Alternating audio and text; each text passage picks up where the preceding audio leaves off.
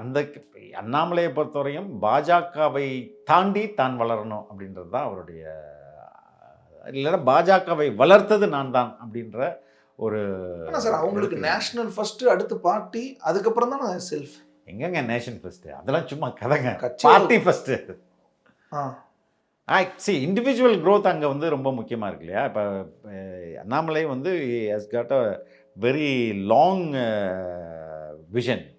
அவர் prime minister சீட்டையே குறி வச்சுட்டு நகரக்கூடிய மனிதர். அதனால் அவர் தன்னை எந்த அளவுக்கு மக்கள் மத்தியிலையும் அரசியல் வட்டாரத்திலையும் ஒரு சூப்பர் ஹீரோவாக காட்டிக்கணும், உருவாக்கிக்கணுன்றதுல முனைப்பாக ஒர்க் பண்ணுவார். அப்புறம் எப்படி தலைவர்? அதனால தான் தலைவர் பதவி மட்டும் இல்லை, அவர் வேறு ஏதாவது பெரிய பதவி, மொத்த தமிழ்நாட்டுக்கு சவுத்து கூட வந்து மேலிட பார்வையாளர் ஆகலாம், இன்சார்ஜ் ஆகலாம், அமைச்சர் ஆகலாம்.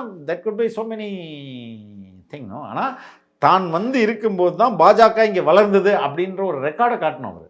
அதுக்கு தான் ஏடிஎம்கே வேணான்றாரு. ஏன்னா அங்கே வந்து செகண்டரி ஆயிடுவார்ல. ஏடிஎம்கே தலைமையின் கீழே தான் இங்கே வந்து என்டிஏ இயங்கும். ஏடிஎம்கே இல்லைன்னா பாஜக தலைமையில் தான் இங்கே என்டிஏ இயங்கும்.